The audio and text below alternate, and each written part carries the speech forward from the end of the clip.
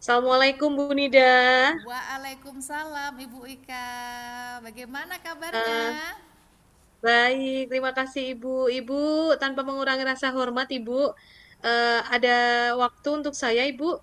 Ya, dengan senang hati Ibu Ika. Ada yang bisa dibantu?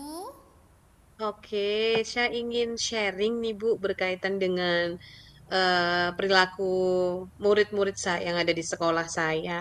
Ada waktunya ya Bu ya? Ya, silahkan Ibu Ika sampaikan permasalahan Anda. Iya, permasalahan yang ingin saya sampaikan adalah berkaitan dengan anak didik saya, yaitu mulai pudarnya sopan santun mereka, Bu. Attitude-nya itu luar biasa. Sekarang itu sopan santunnya tuh minim sekali gitu loh. Oke. Dengan guru, dengan orang lain, itu dengan teman apalagi gitu loh. Jadi wong Jawa do ilang Jawane, budaya ketimuran yang sudah mulai luntur, seperti itu loh, Bu. Iya, baik tujuannya kita ingin membuat anak supaya punya sopan santun gitu, nggih. Betul, betul sopan Nggih. santun gitu. Karena miris banget Bu, yang saya lihat di sekolah itu eh, tingkat apa ya ketidaksopanannya itu luar biasa gitu loh. Kalau zaman dulu itu ya ada orang tua duduk di depan, ada guru yang datang mereka langsung pada cium tangan, sangat Iya. hormat, tidak berani membantah. Kemudian kalau disuruh pulang kerja mengerjakan PR, mereka juga langsung mengerjakan apa? Mereka pulang mengerjakan PR. Nggih. Kemudian kalau sekarang kan kadang ada anak yang apa namanya disuruh pulang saja malah ah males Bu jauh. Nah, itu loh membantah seperti itu. Kemudian Nggih. hal-hal sepele saja berkaitan dengan misalnya diberi sesuatu itu tidak ada rasa syukurnya. Misalnya kan hal-hal kecil aja sepele, oh terima kasih Bu sudah dikasih.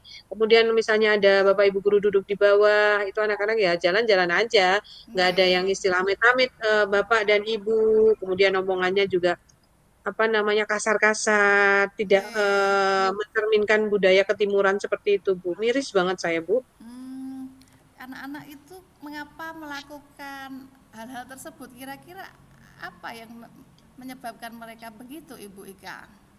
Kalau menurut saya sih pergaulan ya, Bu. Pergaulan itu, kemudian kalau di sekolah kan tidak mungkin kan, Bu, pihak Iya, sekolah itu mengajari hal yang buruk itu pasti apa namanya pergaulan mereka, kemudian dari gadget itu pasti, kemudian mereka lebih apa namanya copy paste dengan apa namanya budaya-budaya luar. Jadi mereka itu belum bisa menfilter mana yang sesuai dengan budaya Indonesia, budaya ketimuran gitu. Menurut saya seperti itu sih, Bu.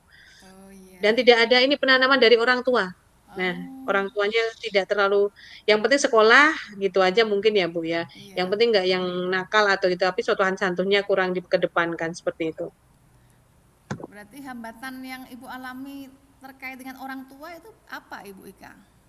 Hambatannya ya ketika kita mengajari anak di sekolah berkaitan dengan sopan santun itu tidak dilakukan juga di sekolah.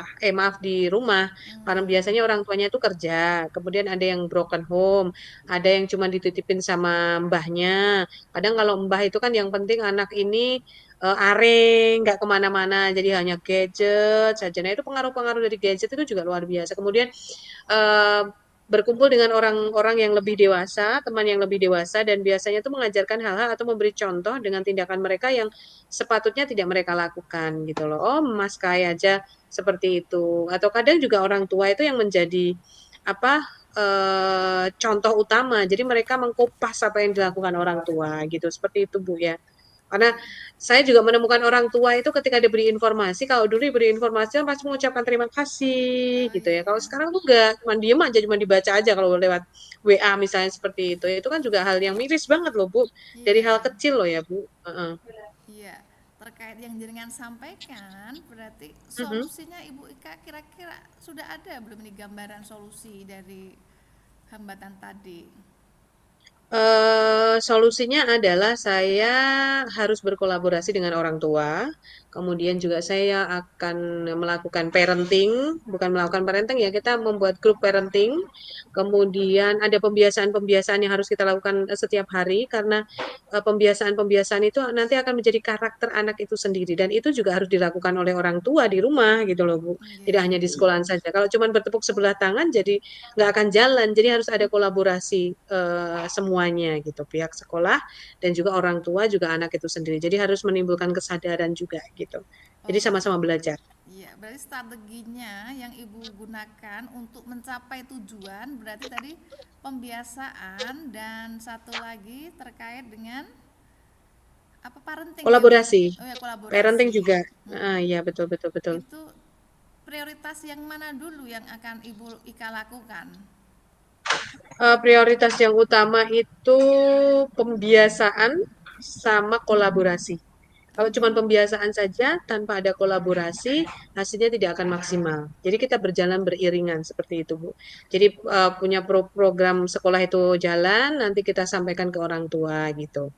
Nah, nanti mungkin dari kolaborasi itu kan menimbulkan parenting itu tadi kan, Bu, iya. pelan-pelan seperti itu. Kalau mohon maaf kalau kita kan di desa ya, Bu, kalau berkaitan dengan parenting-parenting karena mungkin mereka juga kadang sempat baca, kadang sempat enggak. Yang penting kita buat parenting, kita sharing di situ gitu. Harapan saya sih seperti itu sih, Bu. Berarti pembiasaan itu akan dilakukan rutin atau dilakukan berapa jangkanya Ibu?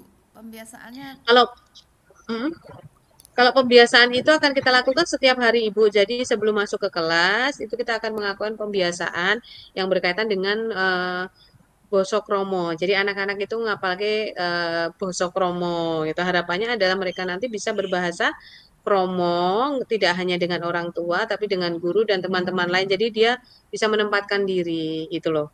Nanti berarti kalau bicara dengan kakak kelas dia juga ya harus punya Toto Kromo gitu loh. bagus sekali. Itu berarti bosok kromonya itu tiap hari atau hari Kamis Mm-mm. aja atau Enggak, setiap hari, Bu. oh Kita setiap hari. setiap hari. Jadi setiap kalau pas upacara ya kita tidak melakukan dan rencananya itu nanti kita lakukan di halaman, tidak di kelas. Kalau di kelas nanti runcah, Bu. Kalau antara guru yang satu dengan yang lainnya itu ngajarinya nggak sama-sama, itu nanti beda, beda ya. Jadi nanti kalau di dalam, maaf, kalau di depan ruangan, maaf kalau di halaman itu kan nanti satu satu suara gitu loh Bu. Jadi Oke. misalnya Minggu ini Ibu ini ngajarinya 5 apa namanya Toto Kromo, Bosok Kromo gitu ya. Nanti diulang lagi sampai 1 minggu sampai apa. Nah minggu besok baru ganti. Dan yang kemarin diajarkan sama gurunya diulang lagi. Jadi itu kan akan terbiasa anak itu gitu Bu. Oke. Kecuali hari Jumat sama Sabtu Oh, gitu. Jadi ngerti. sebelum Wow. masuk kelas. Hebat sekali, Ibu. Ini untuk ukuran keberhasilan dari tujuan Ibu apa ini? Ukuran keberhasilannya ya menciptakan anak-anak yang berbudi pekerti, punya sopan santun, tidak hanya pintar karena sekarang itu anak-anak yang dibutuhkan adalah anak-anak yang berkarakter. Mereka beradab gitu ya, memiliki adab. Oke. Tidak hanya pintar. Kalau pintar saja banyak, tapi yang dicari adalah anak-anak yang berkarakter, yang punya sopan santun, budi pekerti yang luhur seperti itu, Bu. Wow, keren sekali Ibu. Terus tadi ada hambatan-hambatan. Bagaimana Ibu mengatasi hambatan tersebut supaya tercapai Banyak tujuan? sekali. Ya, Mm-mm. Banyak sekali tentunya hambatan-hambatan yang kita alami ya karena ini berkaitan dengan pembiasaan. Jadi kita memulainya ya dari diri kita dulu. Kita memberi contoh, kemudian kita nanti menjadi apa role modelnya untuk anak-anak itu. Kemudian kita menyampaikan ke anak-anak butuh waktu Bu. Segala sesuatu butuh waktu. Mungkin tidak bisa instan, tapi saya yakin semua akan berjalan jika adanya kebersamaan, adanya kolaborasi dan saling apa namanya memiliki kesadaran seperti itu, Bu. untuk menciptakan kesadaran dari diri anak itu menurut Ibu Ika apa ini? Yang jitu. Untuk yang jitu ya itu tadi dari pendekatan dari hati ke hati, kemudian pembiasaan, kemudian kita melibatkan orang tua, kemudian menyadarkan mereka. Kita juga membuat kayak keyakinan kelas. Jadi setiap hari itu harus disentuh apa ya yang berkaitan dengan hal-hal yang berkaitan dengan Toto Kromo. Pokoknya diingatkan terus lah Bu. Nanti lama-lama mereka insya Allah akan terbiasa gitu. Nanti akan tertata gitu. Walaupun waktunya mungkin butuh waktu yang lama, tidak semudah membalikan telapak tangan gitu Bu. Ya, keren sekali Ibu Ika. Berarti ini nanti akan merefresh kesepakatan kelas ya Ibu ya. Sudah ada di kelas ya kesepakatan kelasnya? Sudah. Saya buat keyakinan kelas Ibu. Ya, keyakinan Baru kelas. akan dibuat keyakinan kelasnya. Iya, itu akan sering dibuat dalam tiap harinya atau satu aja untuk satu semester? Satu aja untuk satu semester, tapi kita selalu mengingatkan gitu nanti wacana untuk keyakinan kelas. Kemarin kan harus baru peraturan kelas ya, Bu. Nah, ini sekarang kita tingkatkan ke keyakinan kelas. Kalau peraturan kelas kan kesannya masih kayak peraturan yang tertulis, tapi nih keyakinan kelas itu bagaimana menumbuhkan anak dari dalam diri mereka. Nah, itu yang Iya. masih susah. Kita masih mencoba, Ibu. Sudah ada keyakinan kelas yang tadi berbahasa Jawa dan sopan santun sudah masuk ke situ ya kesepakatan kelasnya. Oh iya, Keyakinan. kalau yang sopan santun iya, tapi kalau untuk berbahasa itu malah belum, Bu. Oke, Oh terima iya. kasih banget, Bu. Itu nanti bisa buat masukan ke kami, memasukkan di keyakinan kelas tentang bahasa Jawa itu tadi. Betul, betul, betul, betul. Iya. Malah nggak ingat sampai situ ya, benar, benar, benar, benar. Ya, ya, Iya, ya, ya. berarti kedepannya tindak lanjut yang Ibu Ika akan lakukan itu seperti apa? Tindak lanjutnya adalah setelah mengikuti coaching ini, saya akan menerapkan apa yang tadi sudah disarankan oleh Bu Dida. Kemudian upaya-upaya yang tentunya membuat anak itu lebih apa namanya memiliki sopan santun, memiliki adab budi pekerti yang luhur. Tadi seperti Bu Dida bilang tadi di keyakinan kelasnya harus menyertakan apa tadi Bu? Berbahasa Eh, Jawa. Bahasa Jawa, ya itu Iya, belum ada, betul-betul. Bahasa Jawa seperti itu. iya, Intinya kita juga harus berkolaborasi dengan pihak-pihak yang terkait. Kalau di sekolah ya kepala sekolah, kemudian iya, guru-guru, anak-anak juga diberitahu, kemudian orang tua juga. Dan kita tidak hanya akan mengatakan ini enggak, tapi kita juga akan tujuan dari kita melakukan pembiasaan itu apa. Jadi mengetahui gitu lah. Nanti akan iya, timbul keyakinan gitu loh dengan pembiasaan-pembiasaan itu. Begitu Ibu. iya. Apa yang membuat Anda bertahan untuk melakukan komitmen tersebut? Yang membuat saya bertahan adalah anak-anak ini miris sekali sekarang itu sopan santunnya sangat minim dan yang buat saya bertahan anak-anak itu harus memiliki budi pekerti yang luhur. Kita berusaha mengembalikan apa namanya merevitalisasi apa ya budaya-budaya Jawa yang mungkin udah lama ditinggalkan karena kita itu kan di Jawa ya kebetulan kemudian bahasa-bahasa Jawa itu kan banyak yang namanya sopan santun itu di dalamnya tercover di situ semuanya. Harapan saya bisa merevitalisasi tentang Toto Kromo, kemudian mengembalikan budaya ketimuran walaupun masih lingkup kecil di lingkungan kelas dan sekolah kami seperti itu, Ibu. Oh iya, Jadi harapannya budaya itu tidak hilang, kemudian Toto Kromo itu juga tetap melekat erat walaupun digerus oleh kemajuan zaman ini generasi Z ya Bu. Jadi iya, anak-anak itu harus bisa filter mana yang baik, mana yang sesuai dengan budaya ketimuran dan mana yang tidak sesuai seperti oh itu iya. Ibu.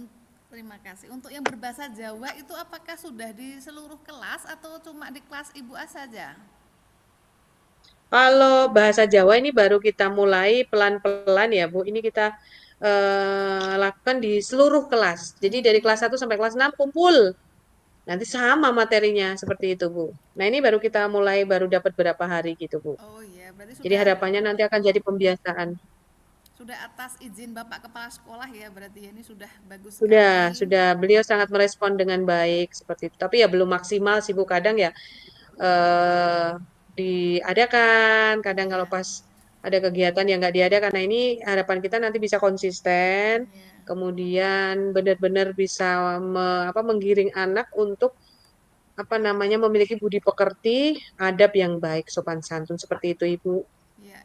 Keren sekali Ibu. Tadi Ibu sudah sampaikan terkait pembiasaan yang akan Ibu Ika lakukan dan melakukan praktek berbahasa Jawa di semua kelas di sekolahan Ibu Ika. Itu keren sekali. Eh, apakah Ibu berani bertanggung jawab atas komitmen yang telah Ibu sampaikan ini? hari ini. Berani Bu.